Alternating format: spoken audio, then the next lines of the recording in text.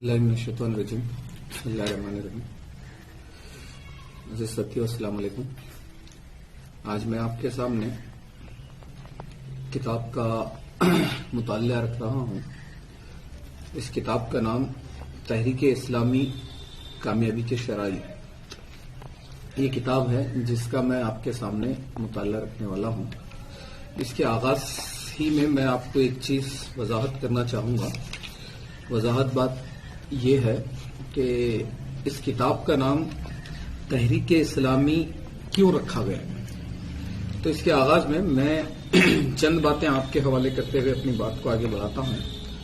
देखिए, तहरीक का मतलब है मोमेंट में रहना, कोई चीज हर वक्त मोटिवेट होते रहना, हरकत में रहना। तो इस्लामी का जो मतलब है, अल्लाह ताला ने कुरान मजीद में एक आयत नाजिल की है जिसमें यह कहा है कि मैंने आज तुम्हारा दिन मुकम्मिल कर दिया और तुम्हारे लिए इस्लाम को बहसते दिन पसंद किया।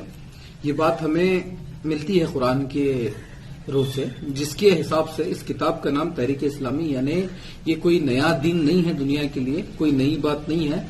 और ये तहरीक का जो लफ्ज है ये कोई नया लफ्ज नहीं है, बल्कि इसकी शुरुआत दुनिया के आगाज से ही हुई है। आदम अलैहिस्सलाम से लेकर कमो बेश जितने पैगंबर इस दुनिया में आए हैं वो तमाम इस तहरीक को बर्पा करने, इस तहरीक को बढ़ाने के लिए काम किए हैं।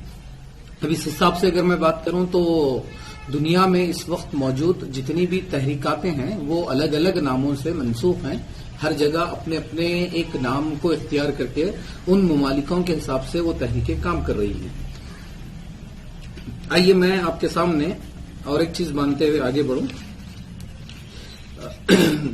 ये बात गलत ना होगी कि हर फर्द की ये ख्वाहिश होगी, हर इंसान की ये ख्वाहिश होगी कि दुनिया के अंदर अमन व अमान कायम हो जाए। दुनिया के अंदर पूरी दुनिया एक ऐसे निजाम के मातहत चले जहां पर गरीब को, भूखे को कोई परेशानी लाख ना हो, गरीब को उसका हक मिले, परेशान अफराद की परेशानियां दूर हो। ऐसी हर कोई सोचता है, लेकिन मैं ये बात कहूं तो गलत ना होगा कि ऐसी सोच सबकी होती है, लेकिन अमलन पूरे के पूरे इससे बहुत दूर होते हैं।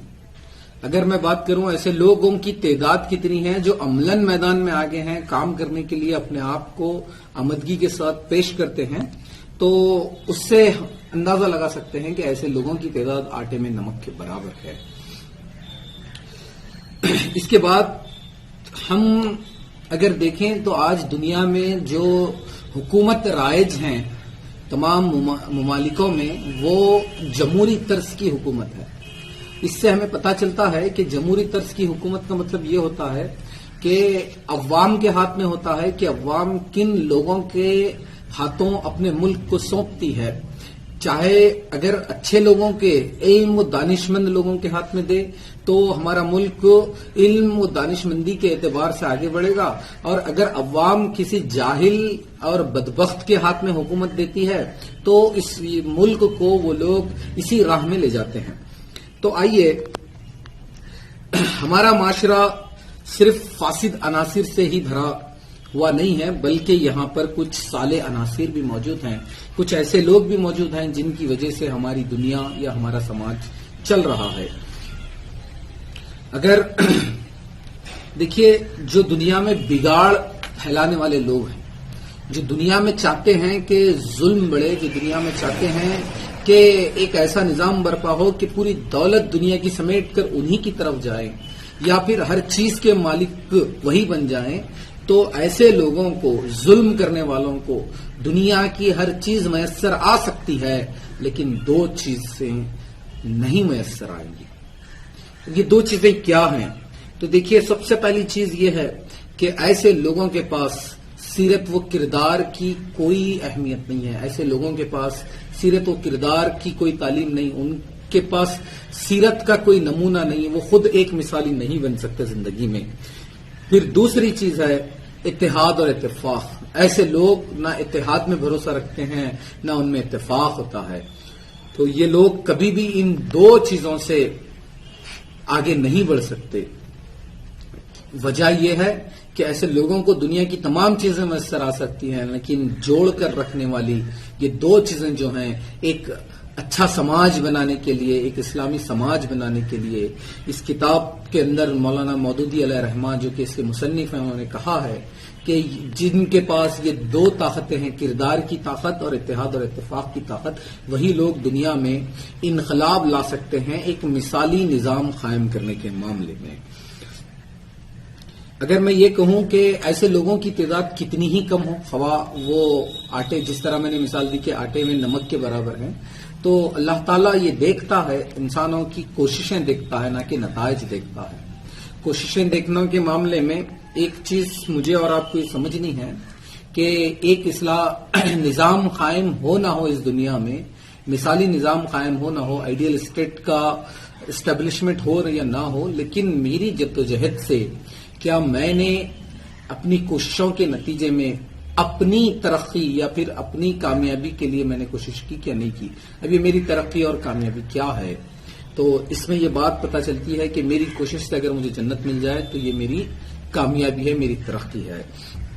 پھر اس کے بعد اور ایک چیز میں اس کتاب کے حوالے سے یہ بولنا چاہوں گا کہ جو بھی ان تحریکات کا حصہ بننا چاہتے ہیں، جو فرد بھی اس تحریک کا حصہ بننا چاہتا ہے، تو دیکھیے اس کے لیے ایک بڑی مثال میں دے کر آگے بڑھنا چاہوں گا جسے یہاں پر کوٹ کیا گیا ہے۔ وہ یہ ہے کہ راستے کا کانٹا بھی اگر ہے تو جب تک کہ اس کو محنت نہیں کی جاتی ہٹانے کے لیے، وہ ہٹتا نہیں ہے۔ تو ہم یہ کیسے تصور کرتے ہیں کہ دنیا میں بھلائی کے کام، اچھائی کے کام، یکسوئی کے کام اور دنیا کو ایک ایسے نظام کی طرف بلانے کی بات جس سے ساری انسانیت غافل ہو چکی ہے، وہ کیسے ممکن ہے؟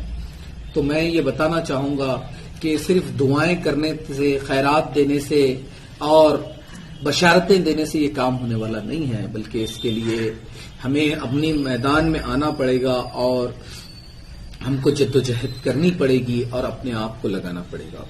پھر میں اس تحریک کے حوالے سے یہ بات کہنا چاہوں گا کہ مولانا مودودی علیہ رحمہ نے ایک مثال دی ہے۔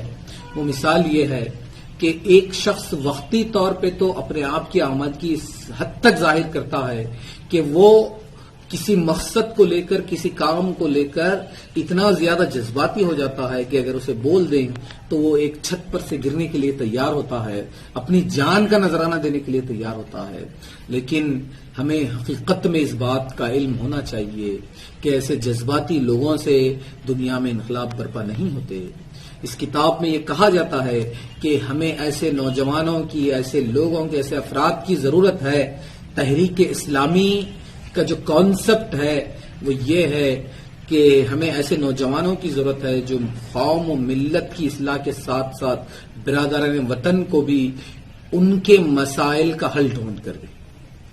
ان کن مسائل میں پڑے ہوئے ہیں، ان کی پریشانیاں کیا ہیں، تو ہمیں ایسے نوجوانوں کی ضرورت ہے جو ہمہ وقتی کام کرنے والے ہو، وقتی کام کرنے والے، وقتی طور پر جذبہ لے کر آنے والے لوگوں کی یہاں پر کوئی ضرورت نہیں ہے۔ ضرورت ایسے لوگوں کی ہے جو مسلسل اس کام میں لگے رہیں، اصلاح اور تعمیر کے کام کو آگے بڑھائیں۔ پھر اور ایک چیز جو میں آپ کے سامنے رکھ دینا چاہتا ہوں یہ ہے، کسی نیک کام کرنے کے لیے عمل ہی کافی نہیں ہے۔ کسی نیک کام کرنے کے لیے ارادہ بھی چاہیے، اور نہ ہی صرف ارادہ ضروری ہے۔ مطلب دو چیزیں ہیں، اگر ہم ارادہ کر لے رہے ہیں تو نیک کام نہیں ہوگا، عمل کر رہے ہیں تو یہ بھی مکمل نہیں ہوگا۔ دونوں چیزیں اس میں شامل ہونی چاہیے، انسان کا ارادہ بھی ہو اور وہ عمل بھی کرے۔ صرف ارادہ کر لینے سے کام نہیں ہوتا، عمل کرنا ہے اور اس کے پیچھے نیت یہ نہیں ہے کہ اس کے ذریعے سے میری آخرت سنور جائے گی، تو شاید یہ ہمیں مطلوب نہیں ہوگا۔ یہ دونوں چیزیں ہونا بہت زیادہ ضروری ہیں۔ چلیے اب اس کے بعد میں انفرادی اس کتاب میں بہت سارے اوصاف بتائے گئے ہیں، یہ تو تمہید تھی اس کتاب کی۔ اس کے بعد بہت سارے یہاں پر اوصاف بتائے گئے ہیں۔ سب سے پہلی چیز ہے کہ اسلام کا صحیح مفہوم کیا ہے۔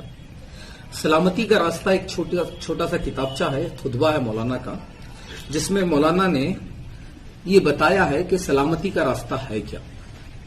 اگر میں یہ بولوں کہ دیکھیے میں اور آپ بحیثیت اس وقت مسلم ہیں، تو میں اور اب آپ اسلام کو پڑھ کر سمجھ کر اس کی حقیقتیں کیا ہیں، کیوں یہ مذہب دنیا میں عروج پایا، اور اس مذہب کو پھیلانے کے لیے جس پیغمبر نے جد و جہد کی، جس میسنجر نے کام کیا، ہم نے ان کی مکمل تعلیم حاصل نہیں کی، بلکہ وراثت میں مجھے یہ اسلام ملا اور میں مسلمان گھرانے میں پیدا ہوا۔ تو مولانا کہتے ہیں کہ سلامتی کا راستہ، اس جو خطبہ انہوں نے دیا کہ کوئی دنیا کا کام ایسا نہیں ہے جس کو تحقیق کے بعد ایکسپٹ نہ کیا جاتا ہو، لیکن اچھی بات یہ ہے کہ کئی ایسے نوجوان، کئی ایسے خاندان ہیں جو وراثتی مسلمان ہیں، نہ کہ سمجھ و بوجھ کے اعتبار سے مسلمان ہیں، سوچ سمجھ کر۔ اب اگر ہم اسلام کا صحیح مفہوم حاصل کر لیے ہیں، وہ ہم اسلام کو سمجھتے ہیں، تو اب اس تحریک کو ہمیں چلانا ہے۔ دنیا کے اندر، ساری دنیا کے اندر ہمیں ایک ایسا نظام برپا کرنا ہے جہاں پر لوگوں کو امن و امان کے ساتھ، لوگوں کو ان کے حقوق کے ساتھ، چاہے وہ کسی بھی مذہب سے تعلق رکھتے ہو، لیکن ہمیں ان کی ضرورتوں کو پورا کرتے ہوئے آگے بڑھنا ہے۔ تو ہمیں ایسے لوگوں کی ضرورت ہے کہ وہ ایک عام فہم، ایسے لوگ جو ایک عام فہم رکھتے ہو، جو شہری اور دیہاتی لوگوں کو سمجھا سکے کہ اس تحریک کا مقصد کیا ہے اور یہ تحریک چاہتی کیا ہے، اس تحریک کے پیچھے اس کے برپا کرنے کا مقصد کیا ہے اس دنیا میں، اس کو سمجھا سکے۔ اب رہے وہ لوگ جو عمدہ صلاحیتیں رکھتے ہوں، ذہنی طور پر بہت زیادہ اپنے آپ کا لوہا منوا چکے ہو، تو ویسے لوگوں کی ذمہ داریاں اور بڑھ جاتی ہیں یہاں پر۔ اب اس میں دیکھیے ایک چیز جو میں آپ کے حوالے کرتا ہوں وہ یہ ہے کہ ایک طبقہ تعلیمی یافتہ، اس کی ذمہ داری یہ ہے کہ وہ لوگوں کے شکوک، الجھنیں، اور یہاں تک کہ لوگوں کے جو لوگ مخالفت میں اعتراضات کھڑی کر رہے ہیں، جو کچھ ایسے بیانات دے رہے ہیں جو اس تحریک کے خلاف میں ہیں، اس جدوجہد کے خلاف میں ہیں، تو ہمیں چاہیے کہ وہ لوگ آگے بڑھے جو علم و ہنر کے ماہر ہیں، ان کا جواب دے اور اس تحریک کی دفاع میں یہ بات کریں کہ یہ کس حد تک اس دنیا کے لیے ضروری ہے۔ دوسری بات، اسلام پر پختہ یقین۔ انسان اسلام کو بحیثیت دین اگر مانتا ہے تو اس پر اس حد تک اس کا یقین ہو، اس کو اس بات کا مکمل طور پر اختیار ہو کہ میں جس مذہب پر یقین رکھتا ہوں، جس اسلام کو میں دین مانتا ہوں، اس اسلام کی مکمل تعلیمات پر مجھے عمل کرنا ہے، ویسے ہی کرنا ہے جیسے کہ اس دین میں بتائے گئے ہیں، نہ کہ اپنی مرضی سے کسی چیز کا رد و بدل مجھے کرنا ہے۔ پھر تیسری چیز جو یہاں پر آتی ہے، انسان یہ اعتراف کرے اسلام کو سمجھنے کے بعد، پختہ یقین کرنے کے بعد، کہ خدا ہے اور انہی صفات سے بھرپور ہے، جن اور وہ تمام اختیارات کا مالک ہے اور تمام حقوق کا مستحق ہے جو قرآن مجید میں اللہ تعالیٰ نے اپنی ذات کے لیے بتائے ہیں، اس طریقے سے خدا کو ماننے والے۔ اب اس اسلام کو سمجھنے کے بعد، اسلام پر یقین کے بعد، ایک بات جو میں سمجھا رہا ہوں یہ ہے کہ خدا کو خدا کی اصلی حیثیت میں ماننے کے لیے ہم آمادہ ہو، مطلب اس کے اختیارات کیا ہیں، اس کے اپنے اللہ تعالیٰ کے کیا کمالات ہیں، اللہ تعالیٰ کو تمام چیزوں کا کل ماننے کے لیے ہم تیار ہوں۔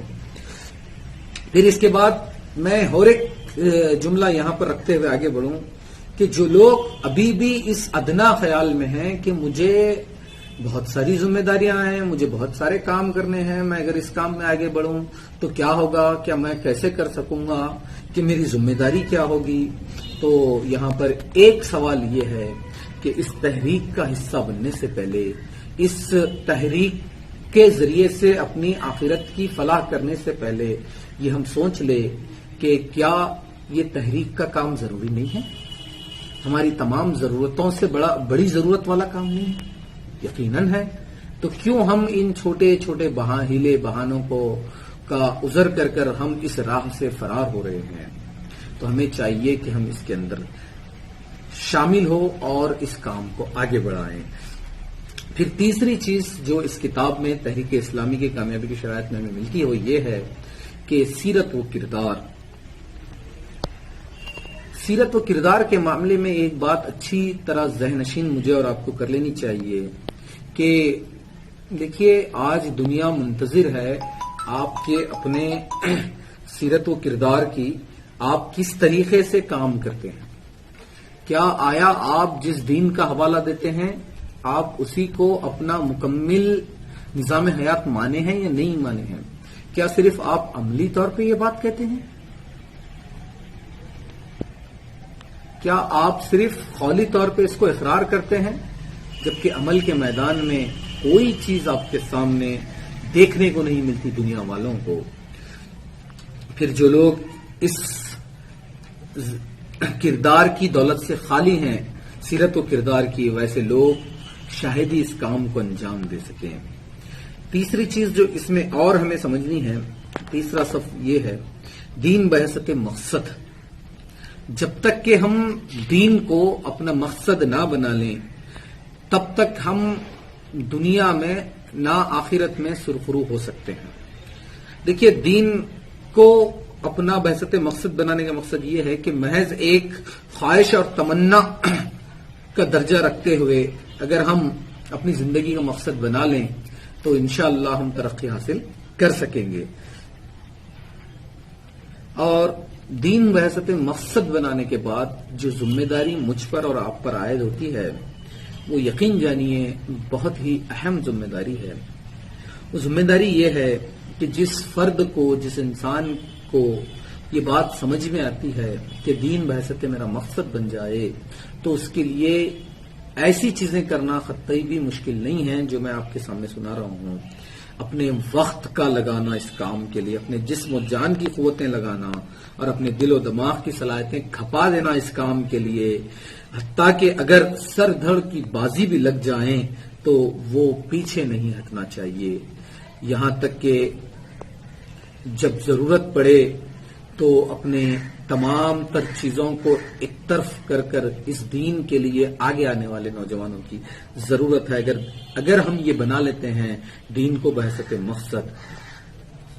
اس کے بعد اور ایک چیز ہے اجتماعی اوصاف۔ اجتماعی اوصاف میں جو چیز ہمیں یہاں پر نظر میں رکھنی ہے وہ یہ ہے اخوت اور محبت۔ سب سے پہلی چیز ہے کہ جماعت، تحریک جو ہوتی ہے، تحریک کا مطلب یہ ہے کہ ایک سیسا پلائی ہوئی دیوار۔ اب یہاں پر دیکھیے سیسا پلائی ہوئی دیوار کا مطلب یہ ہے کہ جب اینٹیں ہم ایک کے بعد ایک جماتی ہیں تو اس میں کام ہوتا ہے سیمنٹ کا جوڑنے والی چیز کا۔ تو ہمیں چاہیے کہ ہمارا اخوت و محبت کا معاملہ ایسا ہو، ایک دوسرے کے تئیں ہم ایک دوسرے کے حقیقی بھائی بنے، نہ کہ مجازی۔ اور میں یہ بات آپ کو وضاحت کے ساتھ بتا دینا چاہتا ہوں کہ منافقانہ میل جھول کوئی حقیقی اتحاد پیدا نہیں کر سکتا۔ اگر ہمارے دماغوں میں یہ چیز شامل ہے تو شاید ہی ہم ایک چیز کو برپا کر سکتے ہیں یا پھر اس تحریک کے مسلسل ہم حصہ بن سکتے ہیں۔ ایک مضبوط جماعت اسی وقت وجود میں آتی ہے جبکہ اپنے خیالات میں مخلص اور اپنے مقصد سے محبت رکھنے والے لوگ باہم مجتمع جمع ہو جائیں، کام کریں۔ پھر اب اجتماعی اوصاف میں جو دوسری چیز باہمی مشاورت۔ دیکھیے باہمی مشاورت کا مطلب یہ ہے کہ جب ایک جماعت کام کر رہی ہے اتحاد کے ساتھ، اتفاق کے ساتھ اور ملنساری کے ساتھ، تو وہاں میں ضروری پہلو بھی یہی ہے کہ وہ کام مشاورت کے ساتھ ہو، رائے مشورے کے ذریعے ہو۔ اگر کسی جماعت کا قیام ہو بھی گیا اور وہاں پر پرٹیکولر چند افراد مختار کل بن کر بیٹھے، انہی پر جماعت چلیں تو یہ تو شیطانہ حرکت ہوگی۔ اگر ہمیں کسی جماعت کو چلانی ہے اور وہ بھی تحریک والی جماعت جو کہ اس دین کو غالب کرنے والی بنے جس کا مشن قرآن میں کہا گیا ہے کہ ایک ایسا نظام برپا ہو جہاں پر تمام انسانوں کے مسائل کا حل ملے۔ اب اس کے بعد آئیے باہمی مشورت کا صحیح طریقہ یہی ہے کہ آداب مشاورت یہ ہیں کہ ہر شخص ایمانداری کے ساتھ اپنی رائے پیش کرے اور کوئی بات دل میں چھپا کر نہ رکھے، بحث میں ضد، ہٹ درمی اور کسی قسم کے تعصب کا دخل نہ ہو، اور جب کثرت رائے سے ایک فیصلہ ہو جائے تو اختلافات رکھنے والے چاہے اپنی رائے نہ بدلے مگر جماعتی فیصلے کو پوری خوش دلی کے ساتھ عمل میں لانے کی کوشش کریں۔ حالانکہ اپنے خود کی رائے پر قائم رہے، اس کو نہ بدلے، لیکن اجتماعی جو فیصلہ ہوتا ہے اس پر عمل کرے کثرت رائے کے بعد۔ اور ایک چیز جو اس میں ہمیں ملتی ہے وہ نظم و ضبط۔ نظم و ضبط کے معاملے میں یہ چیز ضروری ہے کہ نظم و ضبط کا معاملہ ایسا ہے کہ جب تک کہ ہم دیکھتے ہیں کہ ٹیم کا ساتھ نہ ہوگا تب تک کہ کیپٹن کوئی بڑا کارنامہ انجام نہیں دے سکتا، کوئی بڑی سرگرمی کو کنارے نہیں کر سکتا۔ نظم و ضبط ڈسپلین کے معاملے میں مطلب ایسا اہم معاملہ ہو ہمارا کہ فوری طور پر جب ہمیں بلایا جائے تو ہم اٹھ کر کھڑے ہو اپنے امیر کے ساتھ کام کرنے کے لیے۔ جماعت کا ہر شخص فرض شناس ہو اور اپنے ذمے کا کام ٹھیک وقت پر مستعدی کے ساتھ انجام دینے کی کوشش کرے۔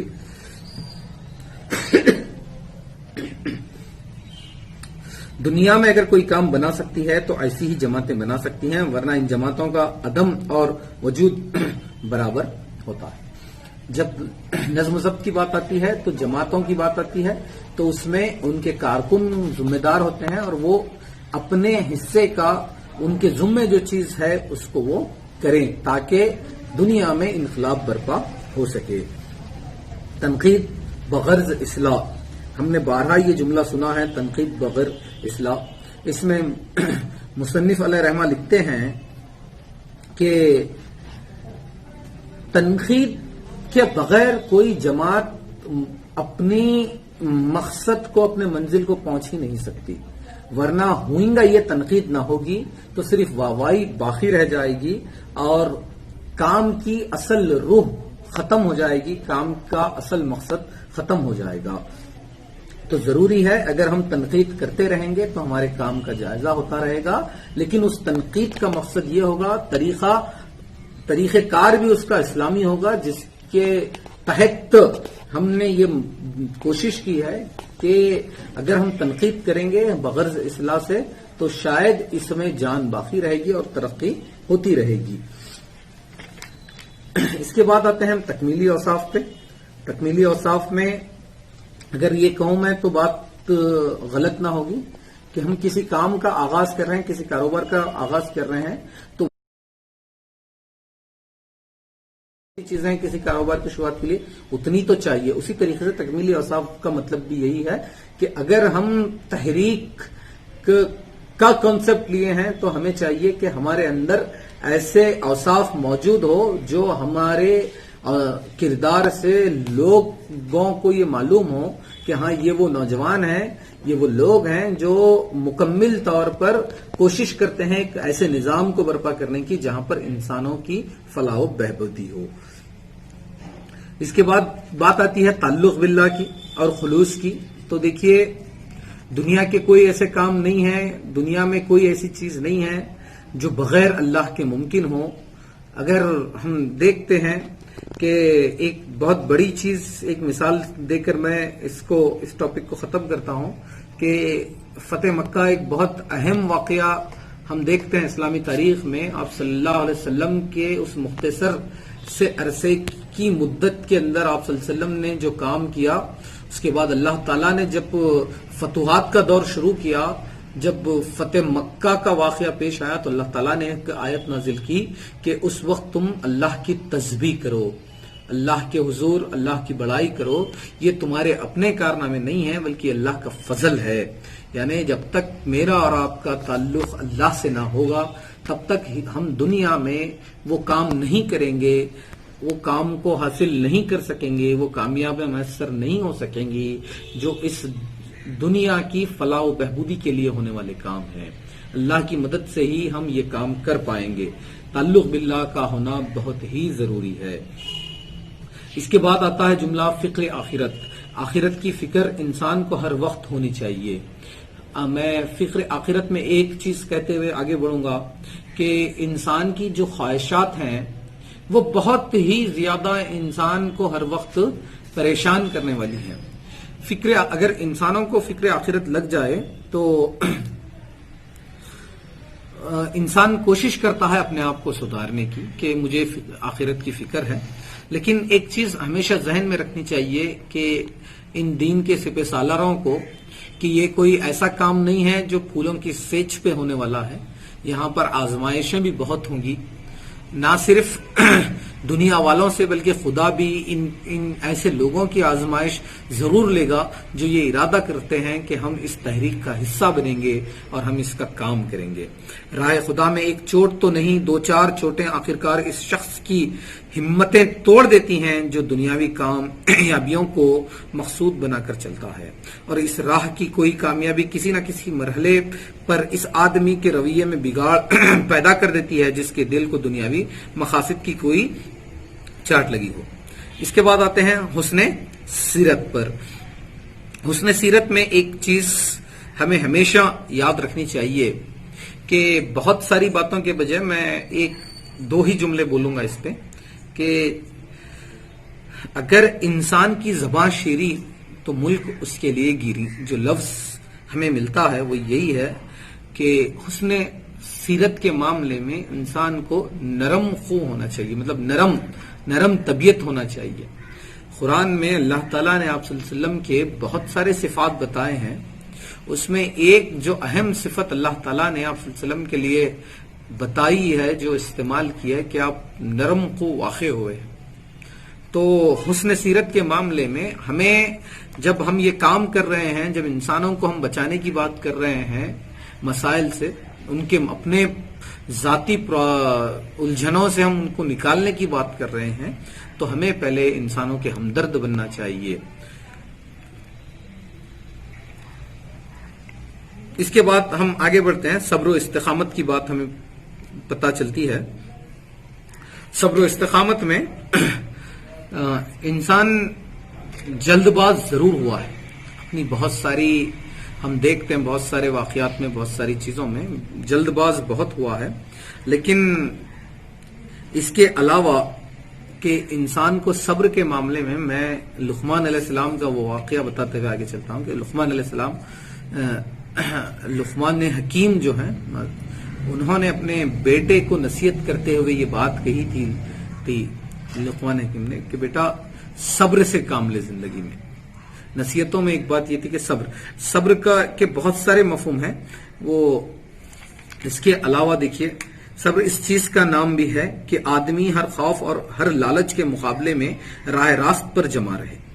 اس کے علاوہ اور بہت سارے صبر کی باتیں ہیں کہ ہم دیکھتے ہیں کہ حدیث میں یہ چیزیں آتی ہیں کہ انسان کو جب پریشانی لاحق ہوتی ہے تو اسے نماز اور صبر سے کام لینا. ہم آگے بڑھتے ہیں. حکمت کا تقاضا کیا ہے انسانوں کے ساتھ؟ حکمت کیا چیز ہے؟ حکمت کسے کہتے ہیں؟ حکمت کا مطلب یہ ہے کہ اللہ تعالیٰ نے دنیا میں جو نظام زندگی انسانوں نے قائم کی ہے، اس کو اعلیٰ درجے کے ذہین اور ہوشیار لوگ چلا رہے ہیں. اس وقت موجودہ نظام جو دنیا میں چل رہا ہے وہ ایسا نظام ہے کہ جسے ہوشیار اور دانشمند لوگوں نے مل کر ایسا نظام بنایا ہے جہاں پر انسانوں کو نقصان ہو رہا ہے. اگر ہم اس کے خلاف میں ایک دوسرا نظام قائم کرنے کی بات کر رہے ہیں، اور وہ بھی نظام کیسا ہوگا جو نظام لوگوں کی فلاح و بہبود پر منحصر ہوگا، تو یہ بہت آسان بات نہیں ہے.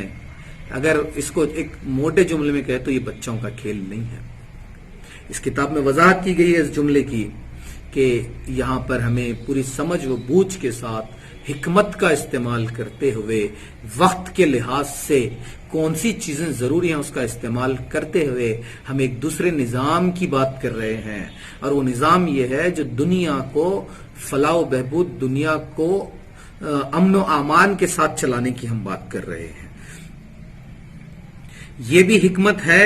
حکمت ہی ہے کہ آدمی وقت کے حالات پر نظر رکھتا ہو.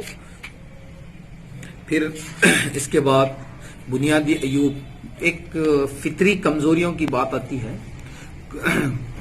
غرور کے معاملے میں اگر ہم کوئی کام کر رہے ہیں اور یہ بول رہے ہیں کہ یہ میری وجہ سے ہی ہو رہا ہے تو شیطان اس پر حاوی ہوتا ہے. تو تحریک کے افراد کو یہ بات ذہن میں رکھنی چاہیے کہ ان عیبوں سے پاک رہے میں اور آپ. وجہ یہ ہے، ضرورت اس وجہ سے ہے کہ جب بھی انسان کے اندر عیب ہوتے ہیں اور وہ عیب اس طریقے سے آگے بڑھتے ہیں کہ شیطان ان پر حاوی ہو کے اسے صحیح سمجھانے لگتا ہے. تو یہ جو غرور کا معاملہ ہے، غرور صرف اللہ کے لیے شیوا دیتا ہے، اللہ کے لیے ہی یہ لفظ بہتر ہے. انسانوں کو اس کے بنسبت غرور سے بہت دور رہنا چاہیے. پھر اس کے بعد ہے احساس بندگی کا لفظ استعمال ہوتا ہے. احساس بندگی کا مطلب یہ ہے کہ انسان کو احساس بندگی سے مراد یہ ہے کہ انسان اپنی آمدگی ظاہر کرے، انسان یہ کوشش کرے، آدمی یہ محسوس کرے کہ میں جو دنیا میں آج اس پوزیشن پہ ہوں، اس مقام پہ ہوں، اس جگہ پر ہوں، اللہ تعالیٰ نے مجھے بحیثیت انسان اشرف المخلوقات بنا کر پیدا کیا ہے. تو یہ احساس ہمارے دل میں رہے تاکہ ہم اللہ کے شکر گزار بنیں. ایسا نہ ہو کہ ہمیں ایک نعمت ملنے پر ہم یہ کریں کہ یہ تو میری اپنی صلاحیت پر مجھے ملی ہے، یہ تو میری اپنی کوشش کے نتیجے میں مجھے ملی ہے. اللہ ہی کے ارادے میں ہوتا ہے کہ انسان کو کیا دے کیا نہ دے. تو اللہ چاہتا ہے کہ انسانوں کے اندر احساس بندگی ہو. تو ہم انسان احساس بندگی سے بھی خالی ہیں کہ ایک نعمت ملنے پر ناشکری کا ناشکری والے الفاظ ہم استعمال کرتے ہیں. محاسب نفس اس میں اور ایک چیز آتی ہے کہ جو شخص اپنا ٹھیک حساب لگائے اور اپنی خوبیوں کو محسوس کرنے کے ساتھ ساتھ یہ بھی دیکھے کہ وہ کن کمزوریوں اور خامیوں اور کوتاہیوں میں مبتلا ہے. کہ ہمیں چاہیے کہ آخر ہماری کوتاہیاں کیا ہیں. صرف ہم خوبیوں پہ بات کر رہے ہیں تو ایسی بات نہیں ہے کہ انسان خامیوں سے پاک ہے. انسان کے اندر خامیاں بھی ہیں کیونکہ انسان خامیوں کے ساتھ ہی رہتا ہے. تو اس پر کوشش کرے، اصلاح کرے اور اس کو کم کرنے کی کوشش کرے. اعلیٰ افراد پر نظریں. ہمیں چاہیے کہ ہم اگر اپنی ترقی چاہتے ہیں، ترقی سے مراد یہ ہے کہ آخرت کی ترقی، دنیا کی ترقی، تو ایسے لوگوں کو نہ دیکھیں جو ہمارے نزدیک ہم یہ بولیں کہ ہم ان سے بہتر ہیں. اس کے بجائے ہم اعلیٰ ظرف لوگوں کو دیکھیں کہ کون ترقی پر ہیں. اب ترقی سے موجودہ حالات پر اگر ہم بات کریں تو ہم یہ نہ دیکھیں کہ علم کے لحاظ سے، دولت کے لحاظ سے دیکھنا، بلکہ تمام اعتبار سے اخلاق و کردار، حسن سیرت اور اعلیٰ علمی مہارت رکھنے والے جو کہ سمجھتے ہیں کہ خدا کی دین ہے، ایسے لوگوں کو دیکھ کر اپنے خود کی ترقی کر ہم بھی آگے بڑھیں تاکہ ہم اللہ کو سمجھ سکیں، اس دین کو سمجھ سکیں اور ایسے نظام کا قیام کر سکیں جہاں پر انسانوں کی بھلائی موجود ہو. اور تیسرا جو نقصان ہمیں نظر آتا وہ یہ ہے کہ نمود و نمائش. تھوڑا سا کام کر لیں لوگوں کو بتانے کے لیے، دیکھو میں ایسا کیا ہوں، میں ویسا کیا ہوں، یا پھر اپنی واہواہی کر لیں، یا پھر اپنی بڑائی کے لیے لوگوں کے سامنے بولتے پھریں کہ میں نے اتنوں کی مدد کی ہے. تو شاید ہی یہ کامیاب ہونے والی چیزیں، یہ الٹا نقصان سے دوچار ہونے والی چیزیں ہیں. اس سے ہمیں رکنا چاہیے. اور ایک چیز ہے، گوشوں میں بیٹھ کر اللہ اللہ کرنے والوں کے لیے اس فتنے سے بچنا نسبتاً بہت آسان ہے، مگر جو لوگ پبلک میں آ کر اصلاح و خدمت اور تعمیر کا کام کر رہے ہیں ان کے لیے نمود و نمائش سے بچنا بہت بڑا مشکل کام ہے. مسجدوں میں بیٹھ کر اللہ اللہ کرنے سے تو یہ اس نمود و نمائش سے بچ سکتے ہیں، لیکن جو سماج میں موجود اصلاح کا کام کر رہے ہیں لوگوں کی، ان کو بھی ان چیزوں سے بچنا چاہیے. انفرادی کوشش انسان کی یہ ہونی چاہیے کہ میری ذات سے میں کتنا زیادہ بھلائی کا کام کر رہا ہوں، میں کتنا زیادہ انسانوں کو سمجھ رہا ہوں اور کتنا زیادہ میں سمجھ کر ان کو اس راستے کی طرف بلا رہا ہوں جس کے ذریعے سے لوگ پریشانیوں سے نجات پا کر ایک ایسے نظام کی طرف آئیں جہاں پر امن و امان باقی ہو یا جہاں پر سلامتی ہو. اجتماعی کوشش کا مطلب یہ ہے کہ پوری کی پوری جماعت مل کر کیا کر رہی ہے، تحریک مل کر کیا کر رہی ہے. تحریک کا میں مقصد یہی بولا ہوں کہ انبیاء کا جو مقصد تھا کہ دنیا کے اندر ایک ایسا نظام برپا کرے جو انسانوں کی فلاح و بہبود اور انسانوں کی ترقی کا ہے، ویسے ہی اجتماعی کوشش کا نتیجہ یہ ہوتا ہے کہ اجتماعیت کا مطلب یہ ہے کہ اس جماعت کے اندر جتنے افراد جڑے ہیں ان کو جو ذمہ داریاں دی جاتی ہیں اس پر عمل کرنا۔ اب اس کے بعد آتی ہے نیت کا کھوٹ، مطلب انسانوں کی اگر نیت یہ ہے کہ اس میں صرف میں بڑا، میرا نام ہونا، میں آگے بڑھنا، تو یہ بہت غلط چیز ہے، اس سے بھی انسانوں کو پاک رہنا چاہیے۔ انشاءاللہ مزید ہم اس کا جو حصہ بچا ہے وہ کسی اور موقع سے اس پر ہم گفتگو کریں گے۔ اتنا کہتے ہوئے میں اپنی بات